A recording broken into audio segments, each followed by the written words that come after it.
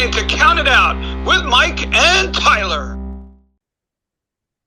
TNA Wrestling is coming to Cleveland on Saturday, April the 11th, as they present their annual Rebellion event. We are going to see the return of TNA legends such as ODB, Taryn Taylor, and Mickie James, as well as 4 huge title matches, including the main event with my guest today, where he will be defending the Heavyweight Championship against Eddie Edwards. Please welcome back to Count It Out the current reigning and defending TNA World Heavyweight Champion, Mike Santana. Mike, thanks so much for being here again. How you guys doing, man? Thanks for Uh, having me. we're doing great, man. We are pumped up to have you. You are on fire right now. And before we talk about everything, I got to talk about your insane schedule that you've been on. I was reading your I was reading your X today, man. Let me see if I can recap this. Friday and Yeah. Saturday, you were in New Orleans competing. Sunday, Monday, you're doing media in Rochester and Syracuse. Tuesday, you're tearing the house down, MSG for NXT. Thursday, Friday, you're doing media in Cleveland. I gotta know, man, how are you feeling mentally and physically as we head into April the 11th here for Rebellion? I am the champion for a reason. I'll leave it at that, right? Oh yeah. There's a reason why, not just because of what I do in the ring, but there's a reason why I'm in the position I'm in. Reliability is everything, right? And if there's one thing that anyone could ever say about me is that they could count on me. And so, yeah, man, I'm a human being, right? We all get tired, we all get whatever, but at the end of the day, there's a job to be done, and we do it, you know. So again, when you're in this position and you're a top guy and you're the champion of a company, this is what's expected of you, right? So I knew that being in this position and getting to the position, it wasn't just going to be what I do in the ring, it's going to be what I do outside of it. So um, I welcome any and all things. Now you're heading to one of the biggest pay-per-views of the year. This is Rebellion. This is a big one. You're going in as the champion against Eddie Edwards. Now Yeah, let's talk about Eddie Edwards, not as your opponent for a second. Let's talk about Eddie Edwards, the man. Eddie's got such an incredible legacy in TNA. Can you talk about what yeah. he's meant to the company, both in the ring and behind the scenes? I mean, as you guys know, he's definitely a foundational piece of TNA, especially for the last 10 years, right?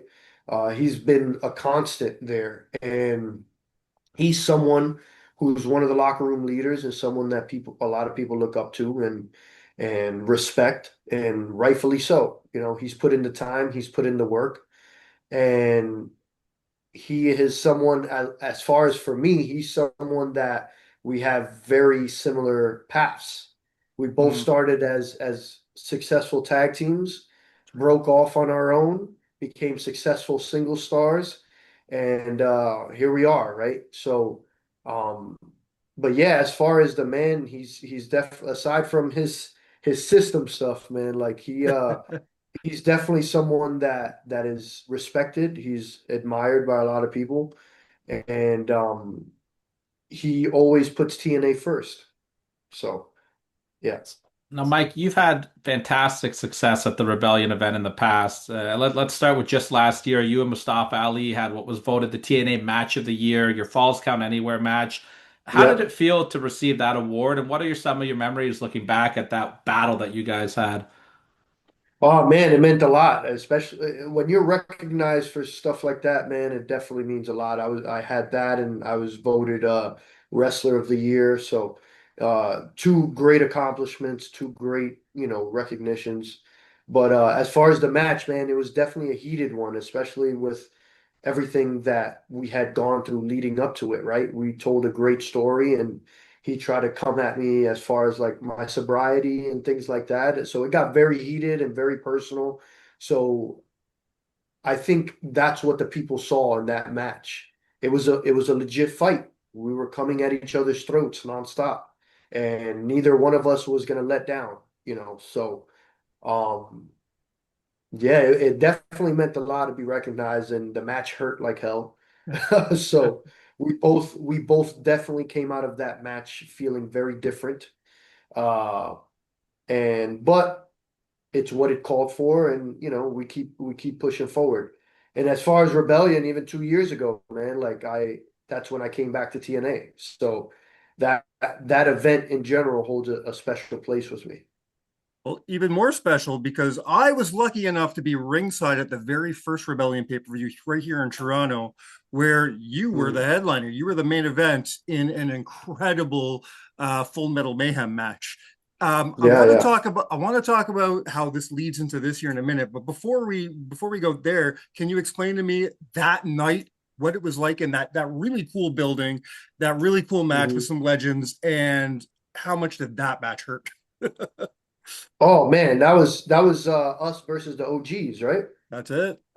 Yeah, man, like that was another crazy story that had built up, especially with the history between all four of us, Homicide, I've said it publicly so many No, times. sorry, it was you and the Lucha Brothers. Lucha Brothers, Yeah, yes. in the Yeah, Full and Metal that was Mayhem. another Yeah, and that yeah. was another like crazy story where Hmm. we had such an amazing feud that we took that match all around the world. Yeah. That one year we wrestled each other about 24 times Wow. in one year, everywhere. And it culminated to that. And man, like there was some tough bumps in that match for sure. But Now, we thankfully all got through it, and we're all doing pretty well for ourselves today. Absolutely. now that was 2019. Are you able to bring 2019 Mike Santana, that physicality, into a match against Eddie Edwards in 2026? 100%. That physicality never leaves me. I'm Very from the good. Bronx, New York. Love that. That physicality lives in me every day. You know what I mean? I as I've gotten older, I've learned when to allow it to come out. Yeah. And so I pick my spots here. Well, you mentioned New York, and of course, we have to talk about your incredible performance the other night. You represented TNA Wrestling as you showed up the MSG Theater for NXT, your hometown. They gave you a hero's Yep. welcome when you made your entrance. Can you just take us back to that night and just how special it was for you and what your memories are from that? What an amazing night overall, man. Like I had said that day, or it was that day or the day before on socials, when I wrestled there the first time in 2019 against Lucha Bros again, that was the last match that my father got to see in person before he passed away.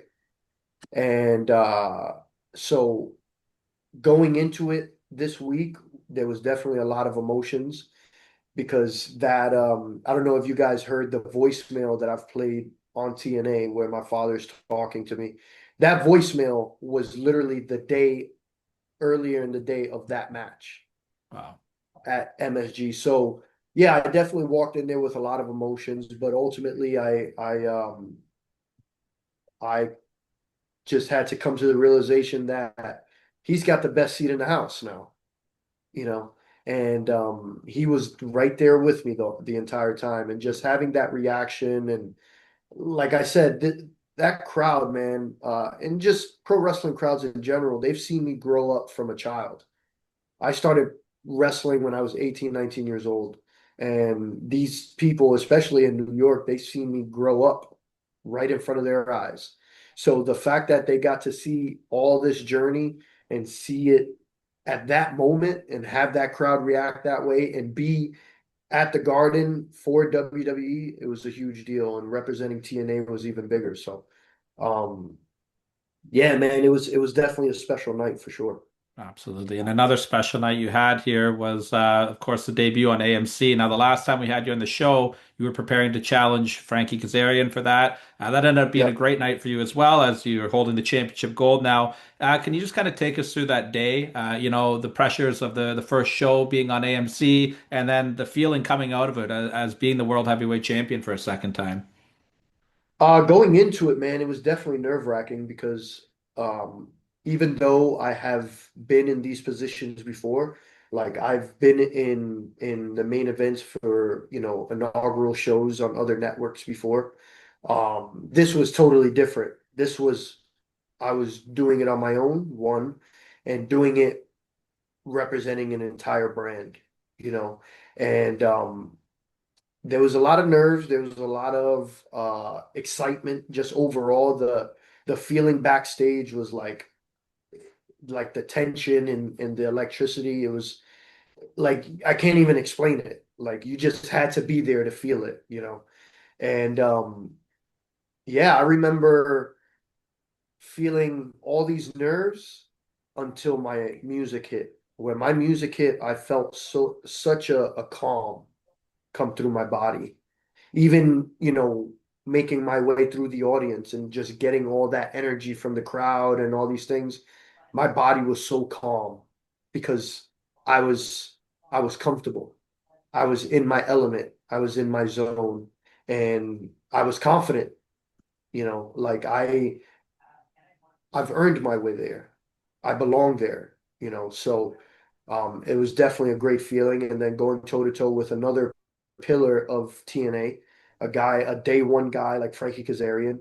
I looked at that match as two eras going head to head, battling for the new era, you know, and that's exactly what it was. And I walked out as the TNA Wrestling World Champion and the face of the new era of TNA on AMC. Absolutely. I'm glad you said that because you got full endorsement that night. That exact same night, we saw you in a great segment with AJ Styles. Yep. Uh, what did it mean for you to get his endorsement as the man to carry the torch for TNA?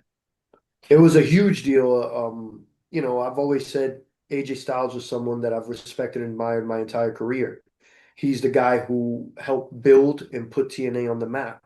And to be that guy today and get the originator to hand that torch over and to give me that endorsement, it was definitely a huge deal and something that I'll always take with me. So Absolutely. Mike, I know you're a busy man, so we just have a couple more quick questions for you here. We did see a very scary moment at Sacrifice during your match with Steve Maclin. Can you yeah. just kind of walk us through what happened on your end and just first of all, I just want to give kudos to TNA and the staff and especially the referee Alice Lane for the wonderful job she did in protecting Steve. But I just love to get your perspective of what was going on in there. It was definitely a very scary, intense moment. You know, despite anything that Steve and I may have been going through within the show, Steve is someone that I've considered a friend for a long time. And yeah, man, it was scary. But as we all know, in any sport, whether it's football, whether it's baseball, wrestling, whatever it is, there's things that happen, especially when it's a physical sport, right? And yeah, I just think that it was one of those instances where it was a freak accident that happened the way that it did, and it sucked. As you saw, I was visibly worried. I was visibly upset. And my main concern at that very moment, I was like, screw the match, screw the show. Is my friend okay? And thankfully that he was. And when the time comes, I'm sure we're gonna be right back at it. Absolutely. And we want to wish a speedy recovery to Steve Maclin as well. The last question I'm going to ask you, Mike, because I know you got to get moving here. We've talked about a couple of your big accomplishments already throughout your career, and you've done so many amazing things. If you were to put together a Mount Rushmore of Mike Santana career highlights, what would be on your list of accomplishments that you're most proud of? Wow. Wow. That's a good one. I've been blessed to do a lot. Um, I definitely have to say the sharing the moment with my daughter at Bound for Glory. That's definitely one. Um, Main event at Slammiversary in New York at UBS Arena. That's definitely another because I feel like that moment is what solidified me as a main eventer. Um, wow. Uh, Definitely the first time wrestling at MSG in front of my entire family and my dad being there and my daughter being there. Uh, wow. That's tough. You got me stuck. Uh, and I'd say probably showing up to WWE the first time and getting the reaction that I did. Because Awesome. that also like proved like, oh, I they know me. You know what I mean? So yeah. Absolutely, man. And you could probably make a list of about four of those. You've done so many Yeah, incredible 100%. things, and we cannot wait to see you face Eddie Edwards. Rebellion, Saturday, April the 11th. Tickets are available, but they are selling fast. If you can't be there live, check it out on TNA Plus. Mike, I want to thank you so much for coming back on to count it out, and I just want to leave you with an open forum. Any last words for Eddie Edwards as we roll into the event? Uh as far as Eddie Edwards, man, like he better not be bringing the comfortable and complacent Eddie Edwards that I've seen the last couple of years. I want die-hard Eddie Edwards. And if that's not the guy that's walking into Rebellion, stay home.